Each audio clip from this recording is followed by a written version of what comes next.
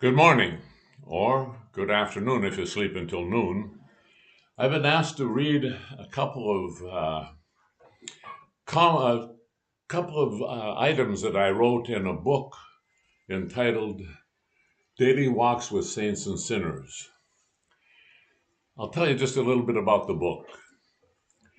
I decided to write it because I think most people have almost no understanding of the history of the story of the church from the first century until today, except maybe something about the Apostle Paul, maybe a little bit about Martin Luther, and then something about your grandparents or parents. But that seems to be the extent of what people know about the story of the church. And I think it's really important to understand how this thing developed from the first century to the 20th century. So I decided to write it in this way. On the first day of each month, you will read about a person in the first century. In the second day of each month, somebody from the second century. And that continues to the 20th day of the month.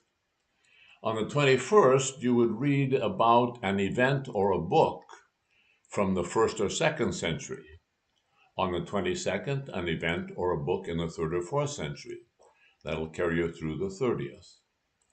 When there are 31 days, I wrote about 7 people that I consider the heavyweights of the history of the church. People like Augustine, Francis of Assisi, Thomas Aquinas, Luther, Calvin, Wesley, and if that's only 6, I've forgotten the 7th one. So today I want to read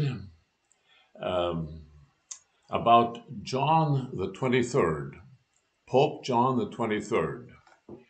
And you know that he was active in the 20th century, so you would find this on the 20th day of January in the book.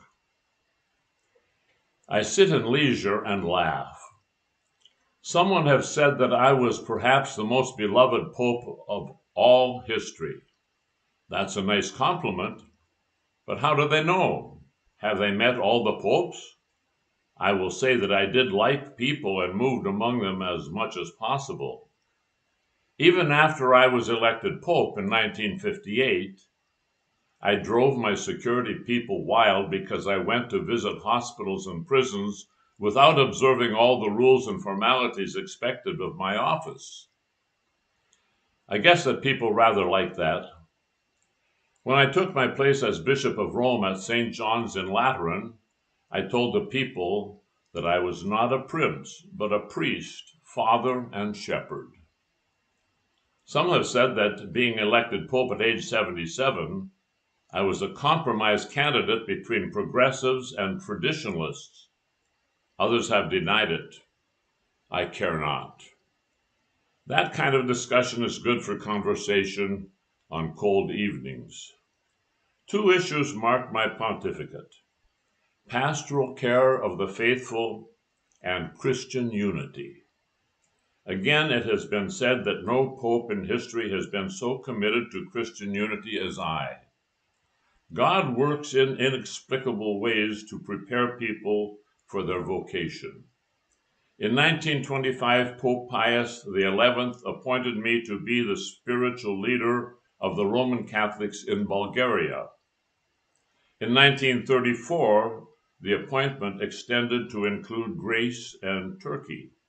In Greece, during the Second World War, I assisted in protecting Jews from the Nazi occupation forces. I also fostered a good relationship with the Eastern Orthodox Christians while in those countries.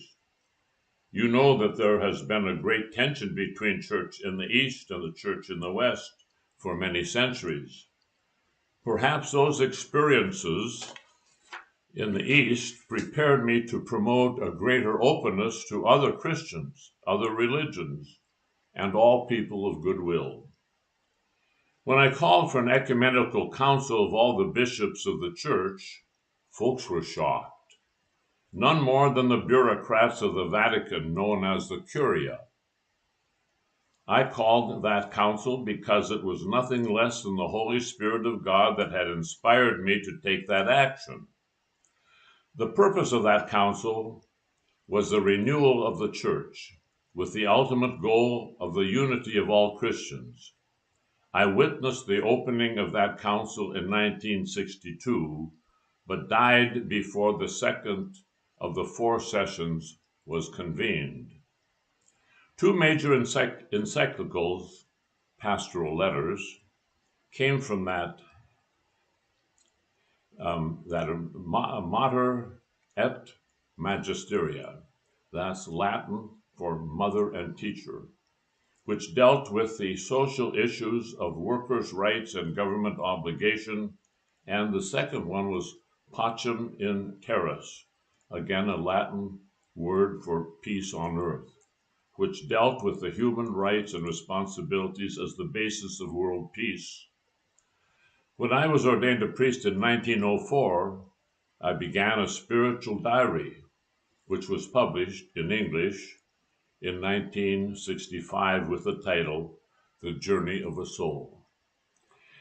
As you can tell, I wrote it in first person singular. It seemed to me that it's much easier to read a letter than to read a history book. I hope it's been helpful to you. And of course, you can pursue your interest in Pope John the 23rd on the internet. At the end of each writing, I asked about 3 or 4 questions for discussion or for just personal reflection. And they're open-ended questions. They have no objective answer. Each will have to decide on their own. The first question was, how has God prepared you for a vocation? Number 2, how can you promote the unity of all Christians while remaining true to your own Christian tradition? And thirdly, is peace on earth possible without the observance of human rights? What are those human rights?